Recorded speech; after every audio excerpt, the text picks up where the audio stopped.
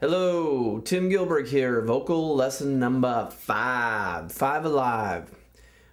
This has been a lot of fun giving these little basic tips on vocal lessons, but I want to reiterate one main point. I'm still taking private vocal instruction. I pay a teacher every week, and it's from a highly respected, plus I have other vocal training programs. And again, I'm just taking what I learned and relaying it to you so you can use it or not. Mostly, we've had a lot of really good feedback. You know, YouTube, you have good feedback and bad feedback, but again, I recommend you get a local teacher if you have one in your area because they need to analyze your voice.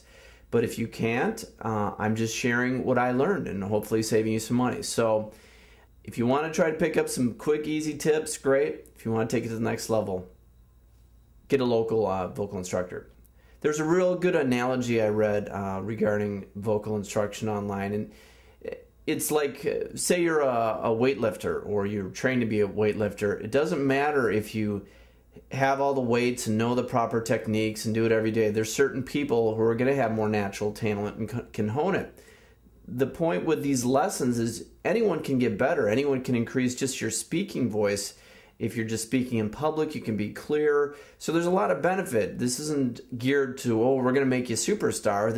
If you want to speak clear with more authority, this isn't just singing. It's a technique of strengthening your vocal cords and speaking properly. So hopefully you can get some information out of this. I learned a great new, another vocal exercise. You can use the scales I supply in the link to the right of this window. That's free. They're downloadable MP3 scales.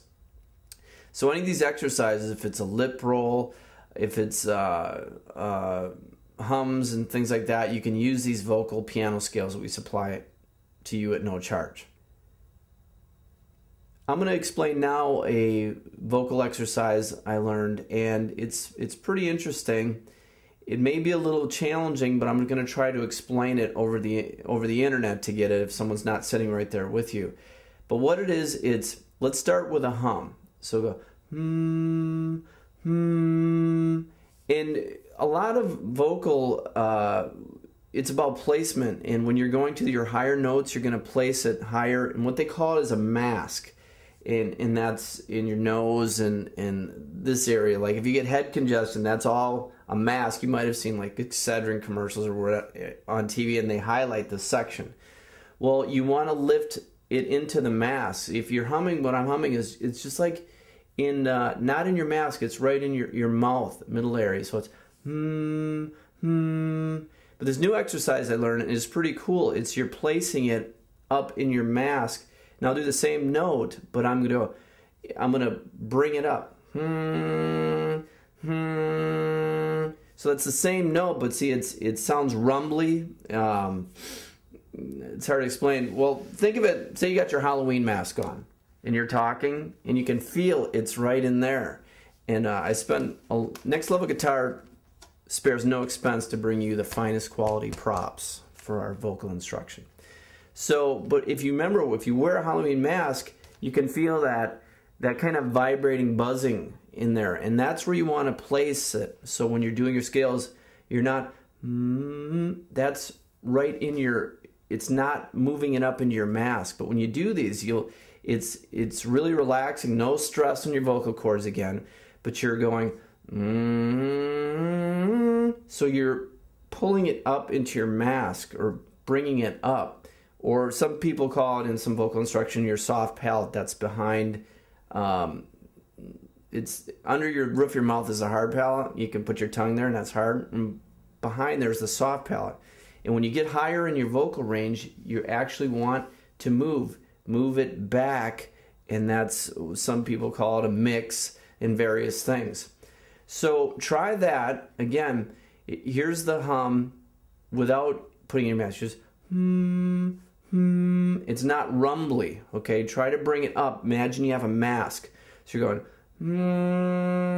and it's, feel it like behind your nose. So hopefully you can get that, and I'm not putting any pressure on. I'm just trying to place it up higher in your mask or in your mask. Hopefully that makes sense. If possible, I recommend you get a local vocal instructor to help you improve, but you know, this is free, and This is lesson 5, so I want to see you throw me some 5 stars down here. And if you want me to keep doing this. So hopefully that helps. Use the vocal scales to the right. And oh, one other quick tip. Some people said they can't do the lip roll. And I talked to my teacher, and basically if you put your fingers right above the corner of your mouth and kind of lift up like you're the Joker, think of the Dark Knight, and that actually helps do it. Perform the lip roll a little easier. So you're actually putting it above your corners and pushing up, and that should help you out a little bit on that. All right, rock on. Tim Gilberg, right away, and we'll see you soon. Rock on.